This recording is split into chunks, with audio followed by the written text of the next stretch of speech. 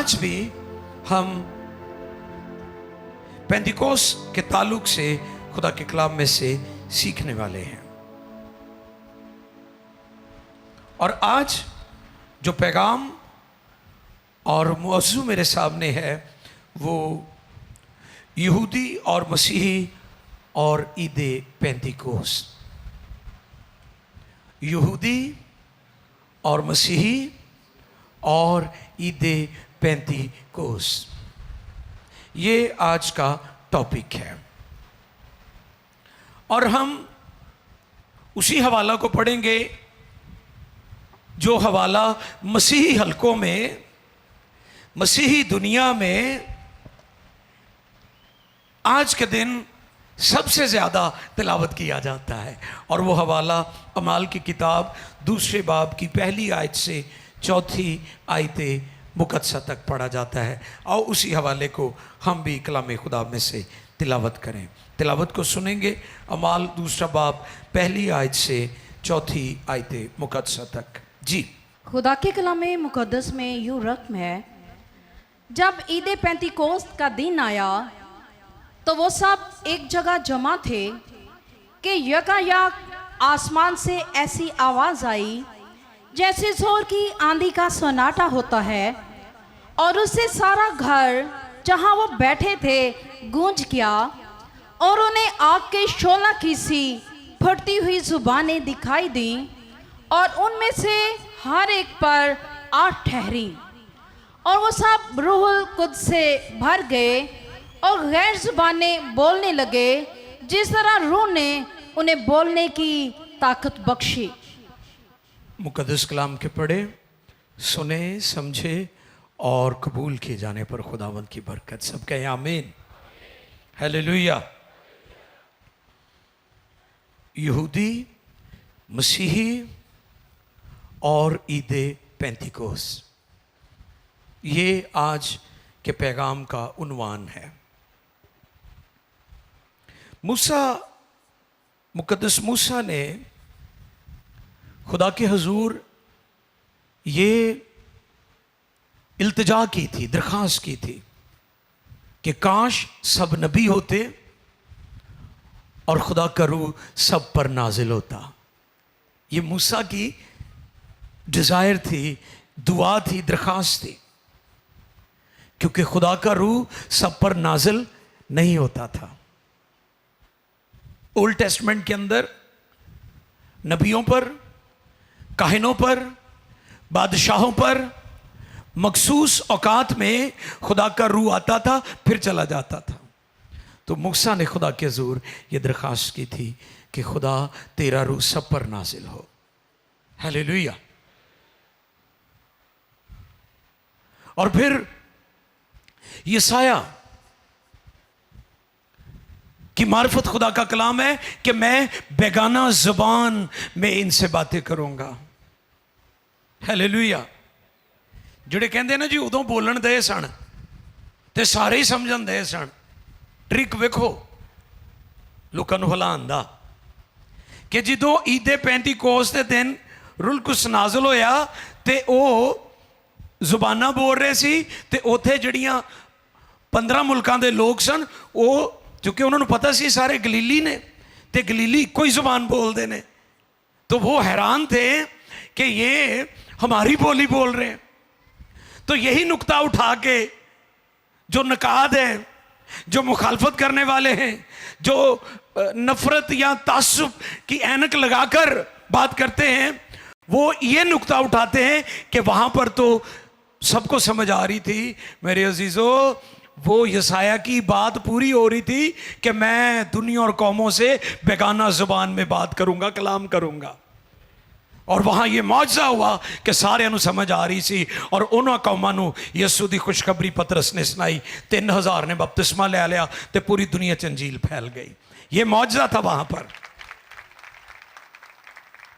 तो फिर दूजी गल इवें, गैर जुबान, गैर वो हुंदा जिन्हों तुसी नहीं जानते, तो जे तुहानू ओदी पहचान होगी, तुसी उन्होंने जान गए, तो फिर वो तुहाडे लई गैर।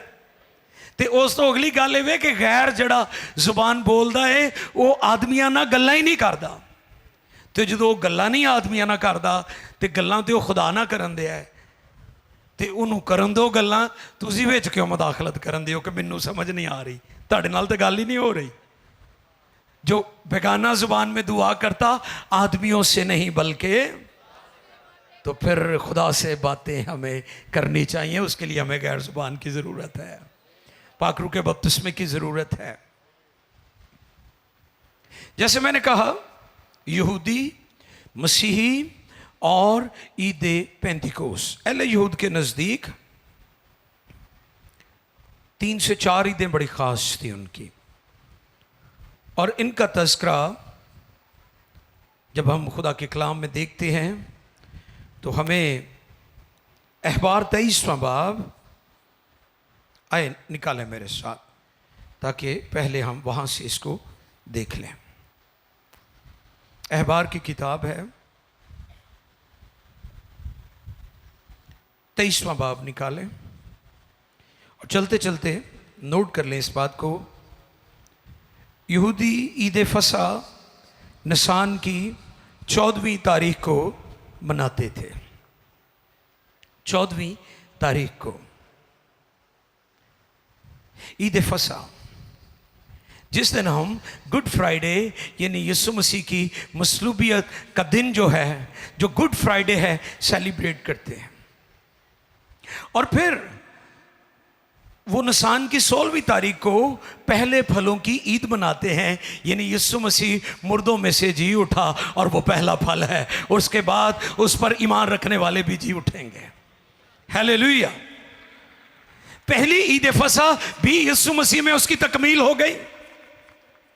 दूसरी यानी पहले फलों की ईद जो निसान की 16वीं तारीख को और 10वीं तारीख को जो बर्रा होता था, मैंने बताया था ईस्टर डेज में कि जो बर्रा होता था उसे निसान की 10 तारीख को यरूशलेम के अंदर ले आते थे और वहाँ पर उसका एग्जामन होता था, उसे चेक किया जाता था। तो आओ देखें ज़रा हम इन ईदों की तरतीब 5वीं और 6ठी आयत पढ़ेंगे। अहबार 23वां बाब 5वीं और 6ठी आयत। जी, पहले महीने की 14वीं तारीख को, पहले महीने की 14वीं तारीख यानी को, निसान यहूदी कैलेंडर का पहला महीना, पहले महीने की 14वीं तारीख को शाम के वक्त खुदावंद की फसा हुआ करे, ये हुक्म दिया। और उसी महीने की 15वीं तारीख को खुदावंद के लिए ईद फितर हो, उसमें तुम 7 दिन तक बेखमीरी रोटी खाना। पहले दिन तुम्हारा मुकद्दस मजमा हो। बहुत शुक्रिया। अब 10वीं आयत पढ़े। और खुदावंद ने मूसा से कहा, बनी इस्राएल से कह कि जब तुम उस मुल्क में जो मैं तुमको देता हूँ दाखिल हो जाओ और उसकी फसल काटो, तो तुम अपनी फसल के पहले फलों का, अपनी फसल के पहले फलों का एक पूला काहिन के पास लाना और वो उसे खुदावंद के हुजूर हलाए ताकि वो तुम्हारी तरफ से मकबूल हो। और काहिन उसे सब्बत के दूसरे दिन, हाँ जी, सब्बत के दूसरे दिन सुबह को हलाए। पहले फलों कि ईद यीशु मसीह मुर्दों में से जिंदा हुआ, वो पहला फल था। वो बात भी यीशु में पूरी हो गई। हालेलुया। ये कैसी ईदें जुड़ी हुई हैं मसीही ईमान के साथ, कैसा कनेक्शन है इनका बना हुआ मसीही ईमान के साथ। और फिर हम 15वीं आयत मुकद्दसा को पढ़ें। 15वीं आयत। और तुम सब्बत के दूसरे दिन जिस दिन हलाने की कुर्बानी के लिए पूला लाओगे गिनना शुरू करना जब तक 7 सबतों को गिनना और उससे अगला और सातवें सबत के और सातवें सबत के दूसरे दिन तक 50 दिन गिन लेना। 50 दिन पेंतीकोस का मतलब ही 50वां दिन है, यानी 50। आमीन। पेंतीकोस का मतलब भी यही है, गिन लेना। तब तुम खुदावंत के लिए नजर की नई कुर्बानी गुजराना, फूले हिलाना, फल लेकर आना, शुक्रगुजारी करना, फलों की ईद, शुक्रगुजारी की ईद, फसल की कटाई की ईद, यानी बनी इस्राएल खुदा की शुक्रगुजारी करते थे कि ए खुदा तूने हमें जमीन दी, ए खुदा तूने हमें पानी दिया, ए खुदा तूने हमें फल दिया, सो हम तेरी शुक्रगुजारी करते हैं, ऑनर करते हैं, हम पहले फल से तेरी ताजीम करते हैं। ये ईदों का सिलसिला था और ये ईदें मसीही ईमान के साथ कनेक्टेड है, जुड़ी हुई है और इनकी तकमील यीशु मसीह में पूरी हुई है। पेंतिकोस अभी जो हवाला तिलावत किया गया है उसमें लिखा है जब ईद पेंतिकोस का दिन आया, द डे ऑफ पेंटिकोस्ट, यानी the day of church. Hallelujah.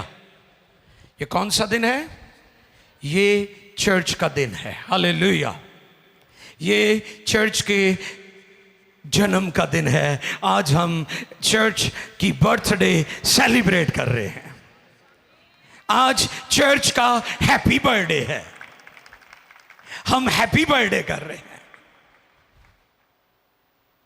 Go church का मालिक यीशु है। चर्च यीशु के लहू से खरीदा गया है, लेकिन चर्च को जो तहरीक और जिंदगी मिली है, जो जैसे मैंने इबादत में जुमे वाले दिन बताया था कि यीशु मसीह जैसे ही ऊपर आसमान पर पहुंचे हैं ना, लैंड किया है बाप के पास, जैसे ही खुदावंद यीशु मसीह बाप के पास पहुंचे हैं तो शागिर्दां दा उत्ते चुके कॉल मिली हुई सी, दुआ च जो ठहरे हुए सी 10 दिन तक, ते उतों SMS आ गया कि खुदावंद पहुंच गए ने, लो रुल कुद्स ले लो। उत्थे रुल कुद्स नाज़िल होया ते वो ज़बाना बोलना शुरू हो गए। यानी यीशु मसीह ऊपर जब पहुंच गए हैं तो फिर SMS आ गया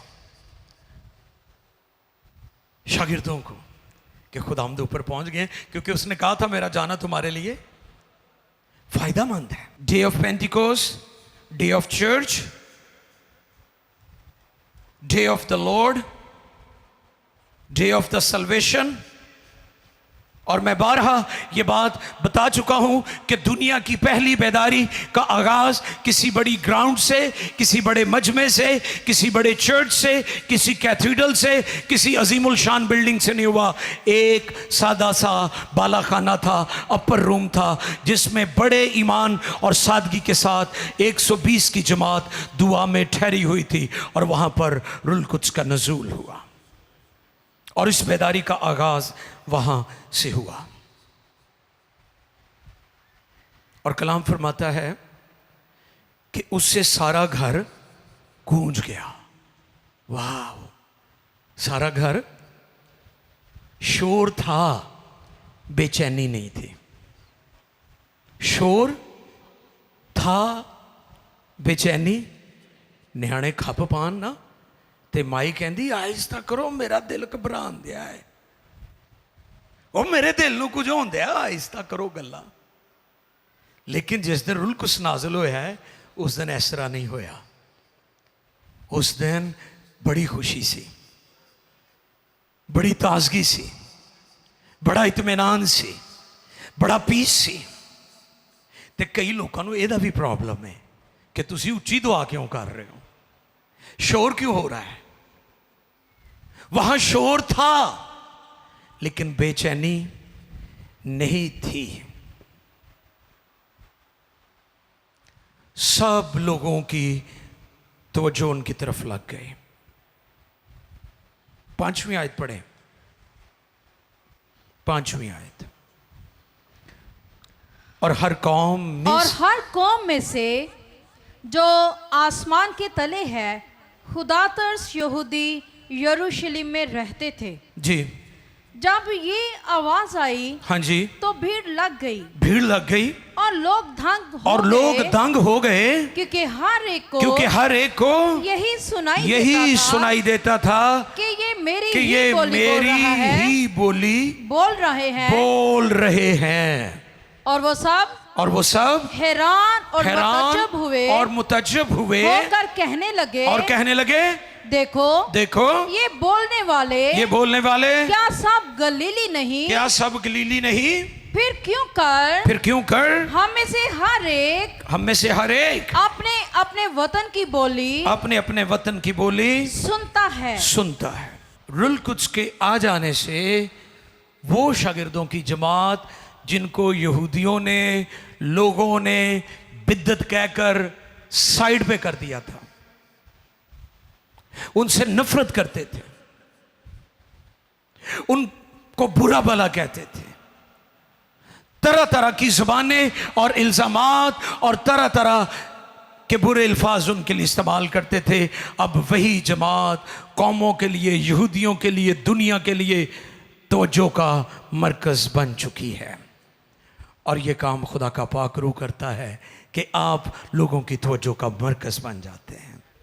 और आज भी जिन जिन कलीसियाओं में खुदा का रूह काम कर रहा है, जिन चर्चेस में, जिन ईमानदारों की ज़िंदगियों में पाक रूह की जुम्बश है, ठहरा हुआ है, नाज़िल हुआ है, कबूल किया है, वो दुनिया और कौम और लोगों की तवज्जो का मरकज है।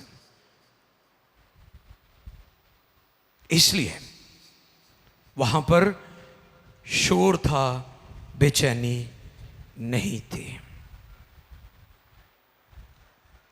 और फिर एक बड़ी इंटरेस्टिंग बात है, 3री आयत पढ़े, 3री आयत।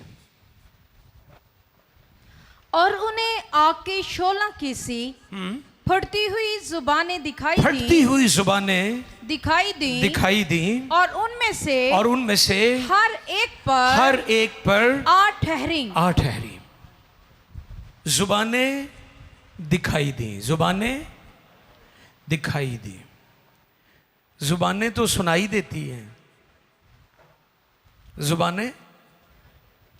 जुबान किस बात के लिए होती, बताएं मुझे? दिखाने के लिए या सुनाने के लिए होती है? सुनाने के लिए होती है। ऐ काट के बहान लेनी होती। इस जगह पर लिखा है उन्हें दिखाई दी। इससे मुराद उन्होंने महसूस किया, उन्होंने फील किया। और अगली बात जो मैं कहना चाहता हूं, इस जगह पर जो काम हुआ है वो ये हुआ है कि जुबानें उनके सर के ऊपर नहीं ठहरी, जुबानें उनके हाथों पर नहीं ठहरी, जुबानें उनकी टांगों पर नहीं आई, जुबानें उनकी जुबानों पर आई है। क्योंकि जुबान पर ही आती है। उनकी जुबानों पर आ गई और वो क्या करने लगे? बोलने लगे। और क्या? वो सब रूहुल कुद्दस से भर गए और गैर जुबानें बोलने लगे जिस तरह रूह ने उन्हें बोलने की ताकत बख्शी। आपको पता है कि जिस शख्स को कंट्रोल करना है आपने, उसकी जुबान को कंट्रोल किया जाता है। ते जे किसी दी जुबान कंट्रोल च आ जाए तो वह बंदा भी कंट्रोल च आ जाता है। अक्सर नहीं तुसी कहते तेरी जुबान ने तेनू दुनिया च जलील करवाना है, ये बड़ी वधी हुई है, इनू कंट्रोल च रख। मामा भी कहदियां ने मैं सुन रही हाँ, अपनी जुबान कंट्रोल च रख। ਇਹਦਾ ਕੀ मतलब है कि तेरी जुबान तेरे कंट्रोल च नहीं, क्योंकि जिसकी जुबान कंट्रोल में आ जाए वो भी कंट्रोल में आ जाता है। जिन्होंने जुबान पर काबू पा लिया है, इसको पतवार कहा गया है, जो बड़े बड़े जहाज़ों में होती है। ये छोटा सा उज़व है, अज़ू है ये। और इस उज़व को आप जब देखते हैं तो ये एक गोश्त का लोथड़ा है। लेकिन इसका काम बहुत बड़ा है। अब चर्च को दुनिया में गवाही के लिए खुदा ने इस्तेमाल करना था, तो खुदा ने चर्च ईमानदारों की जुबान को कंट्रोल में लिया। जिसको रूल कुछ मिल जाता है वो खुदा के कंट्रोल में आ जाता है, वो खुदा की अथॉरिटी में आ जाता है, खुदा उसे ऑपरेट कर सकता है। तो जड़ा पाकरू तो खाली है, फिर खुदा उन्हें कंट्रोल कितों करेगा। तो इसलिए भी पाकरू का बपतिस्मा ज़रूरी था, रूल कुछ की कुव्वत की ज़रूरत थी, क्योंकि उन्होंने दुनिया में इंजील सुनानी थी। 13वीं आयत में लिखा है कि लोग ठट्ठा करने लगे, ठट्ठा करके कहते थे ये तो ताज़ा, और बाज ने ठट्ठा करके कहा, बाज ने ठट्ठा करके कहा कि ये तो ताज़ा मैं के, ये तो ताज़ा मैं के नशे में है, मैं के नशा में है, नशा में है। हर शख्स का अपना नजरिया होता है, ते तुसी लोगों के नजरिए तो परेशान ना होया करो। अक्सर मुझे मेरी टीम, मेरे साथी मुझे कहते सर जी वो एतराज़ करन दे ने, ए गल ते ताड़ी ते एतराज़ कर रहे हैं। तो मैं भाइयों को कहता हूँ अगर 100 लोग हमें सुन रहे हैं, 10 नहीं भी कबूल करेंगे तो हमें कोई प्रॉब्लम नहीं, 90 लोग हमारी बात को समझ रहे हैं, ते सारे ताड़ी गल समझणगे भी नहीं। इसलिए प्रीचर्स को, खादमों को मैं ये बात पैगाम के तौर पर, नसीहत के तौर पर कहना चाहता हूँ, आप खुदा का कलाम दिलेरी से सुनाया करें, परवाह ना करें कौन पसंद करता है कौन नहीं करता, क्योंकि सारे आपके चाहने वाले भी नहीं हैं दुनिया में, और ये हो भी नहीं सकता। और यही काम यहाँ पर भी हुआ, ठट्ठे कर रहे हैं, मजाक उड़ा रहे हैं, तहज़ीक कर रहे हैं, तजलील कर रहे हैं, ठट्ठे कर रहे हैं, इल्ज़ाम क्या दे रहे हैं, ये तो ताज़ा मैं के नशा में है, नशा कीता है। दुनिया रूहानी लोगों को नहीं समझती, रूहानी आदमी सब बातों को परख लेता है मगर खुद किसी से परखा। हन्ना जब दुआ कर रही थी, दलगीर थी, उसकी सोत उसे सताती थी, उसके बच्चे थे और हन्ना के नहीं थे, उसे चढ़ाती थी, हन्ना रोती थी, हैकल में जाती थी, कुर्बानियां गुजरानती थी। एक दिन उसके पास्टर ने उस पर इल्ज़ाम दिया कि तू नशे में है। तुसी ते लोकां दीयां गल्लां करदे, कई बार पास्टर नूं भी नहीं तुहाडी समझ आंदी, ते हन्ना दे पास्टर नूं भी समझ नहीं आई एली काहन नूं। हन्ना ने कहा तेरी लौंडी खबीस औरत नहीं है, मैं तो दिलगीर हूं, मैं तो अंदर से टूटी हुई हूं। काश लोग हन्ना की तरह दुआ करें, हन्ना का अंदाज अपनी जिंदगी में अपनाए जो खुदा को पसंद आ गया था। हमें हन्ना जैसे दुआया ईमानदारों की ज़रूरत है जो टूटे दिल के साथ ब्रोकन होकर दुआ में ठहरे। उन्होंने ठट्ठा उड़ाया, उनका मजाक, ठट्ठा। 2 ग्रुप थे, ठट्ठा करने वाले और संजीदा लोग। 2 तरह के ग्रुप थे। कौन कौन से? ठट्ठा करने वाले, ये हर जगह होते हैं। मैं आज जब ये देख रहा था तो मैं गौर कर रहा था कि जो संजीदा लोग होते हैं वो क्वेश्चन करते हैं, वो क्या करते हैं, और जो बेहुदा लोग होते हैं वो कमेंट करते हैं। वर्ड पर गौर करें, क्वेश्चन में और कमेंट में फर्क है। ठट्ठा करने वाले क्या करते हैं? कमेंट करते हैं, इल्जाम लाएंगे ताड़े ते, हमले करनगे, इल्जाम तराशियां, आइडियोलॉजी बयान करनगे, तरह तरह दी थियोलॉजियां तुहानू सुट्टनगे ताड़े उत्ते। लेकिन जो संजीदा लोग हैं, जो सीखने वाले लोग हैं, क्योंकि वहां पर गैर कौम भी थे और वहां पर यहूदी भी थे। एक ग्रुप ठट्ठा करने वाला था, उसकी मैंने कैटेगरी बनाई है बेहुदा ग्रुप, बेहुदा लोग। और दूसरा ग्रुप है संजीदा ग्रुप, जिन्हें कलाम की भूख और प्यास है, वो सीखना चाहते थे, वो जानना चाहते थे। पतरस ने फिर उनको दोनों तरह से सिखाया। एक ग्रुप को जो ठट्ठा करने वाला था, जो बेहुदा ग्रुप था, उसको जो आंसर किया वो लॉजिकल किया कि अभी दिन का पहर ही चढ़ा है, अभी तो पहला पहर है, हल्ले ते दिन ही चढ़िया है, सुबह होई है, हल्ले ते काम शुरू होया। दुनिया ने काम कार करने ने, ये काम तो लोग रात के वक्त करते हैं। दूसरा ग्रुप इल्म इलाही को समझने वाला था, सीखने वाला था। उनको कहा ये बात वो है जो योएल नबी की मार्फत, हालेलुया, योएल की बाबत आज मैं देख रहा था।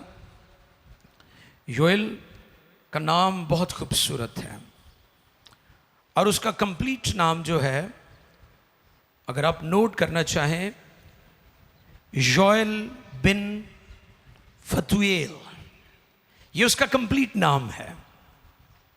और पूरी बाइबल में योएल 20 टाइम्स, 20 मर्तबा इसका जिक्र हमें मिलता है। और इसके नाम का मतलब है कि यहोवा ही खुदा है।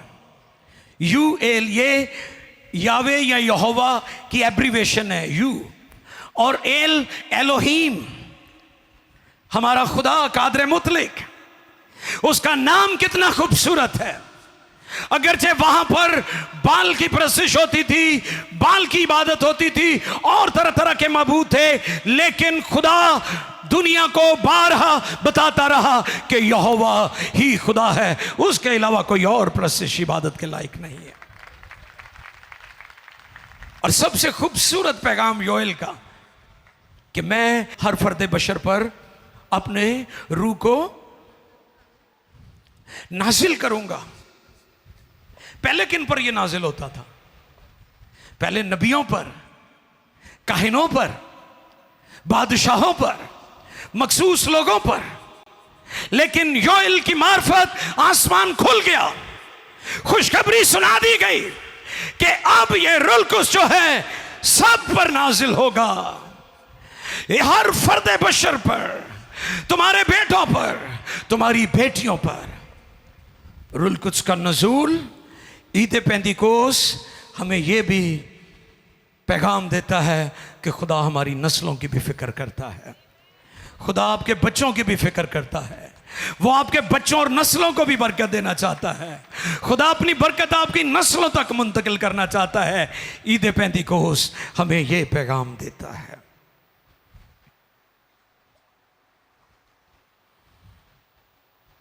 क्योंकि संजीदा लोग सीखते हैं। मैंने कहा संजीदा लोग क्वेश्चन करते हैं और बेहुदा लोग कमेंट्स करते हैं।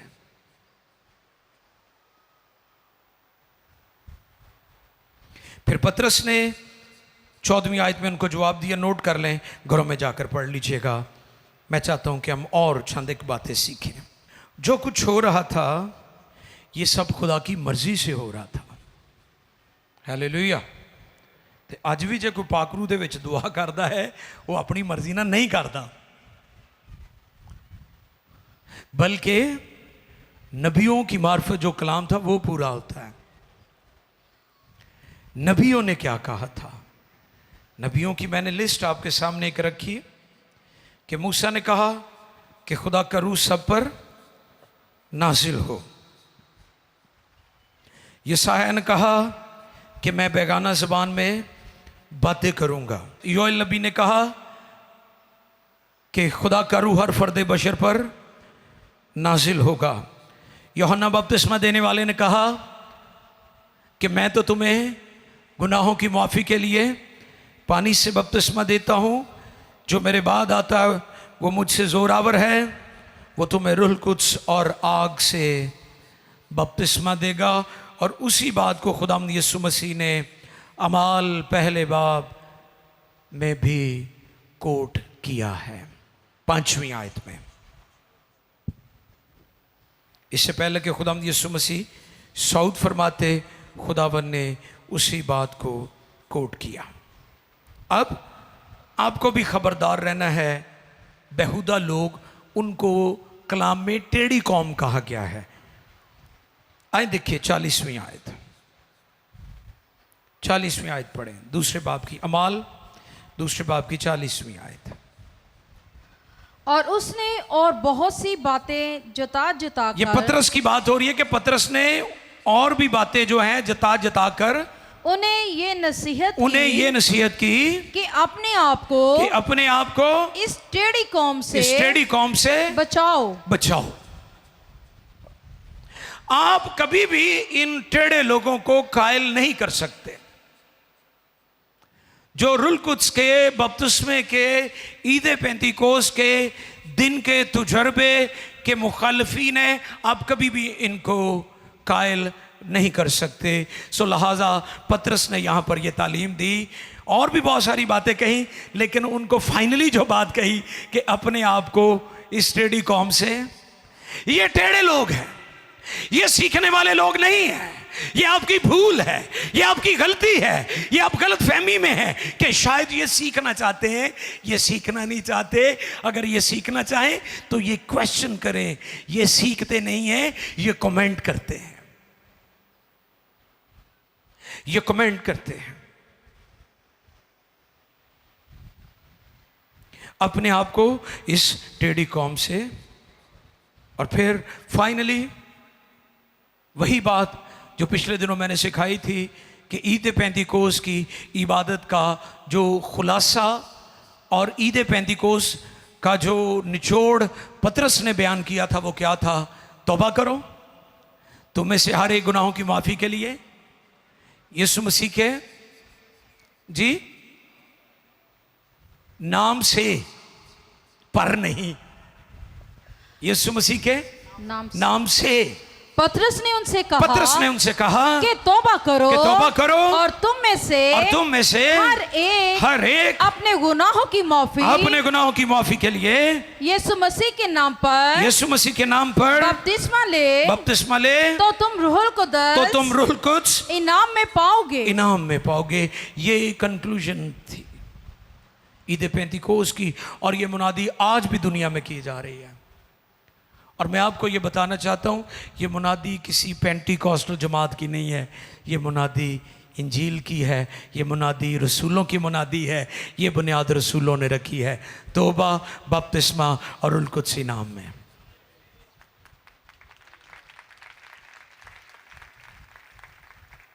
यानी पाक रूह का बपतिस्मा, गैर जुबानें बोलना। जी हाँ, ये रुहुल कुद्स का इब्तदाई निशान है और लाजमी निशान कि जहां जहां रुहुल कुद्स नाजिल हुआ, लोग पाक रूह से भर गए, उन्होंने गैर जुबानें बोली। लेकिन इससे अगली बात, जहां पर हम रुहुल कुद्स को पाने के बाद हमारी जिंदगी में रुहुल कुद्स की नेमतें काम करती हैं, वहां हमें रुहुल कुद्स के फलों से भी मामूरी की जरूरत है। क्योंकि रुहुल कुद्स की नेमतें जब हम ऑपरेट करते हैं, उसमें हमें भी इज्जत मिलती है, हमारी यानी खादमों की भी बल्ले बल्ले होती है कि फलां खादम को खुदा इस्तेमाल कर रहा है। लेकिन रुहुल कुद्स के जो फल हैं, फल एक ही है और फिर उसकी तस्वीरें हैं, और जब वो हमारी जिंदगी में होंगे तो हमारे बाप का जलाल जाहिर होगा। मेरे बाप का जलाल इसी से जाहिर होता है, तुम बहुत सा फल लाओ। वो हमें फलदार देखना चाहता है।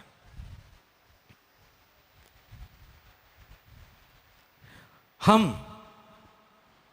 भी जैसे पूले हिलाए जाते थे, काहिन पूला पकड़ता और भागा भोगा हैकल की तरफ, वो काहिन के पास जाता था किसान, इसी तरह यीशु मसीह हमारा सरदार काहिन है और वो आसमानी मकामों पर जो पाकतरीन मकाम है वहां पर दाखिल हो गया है।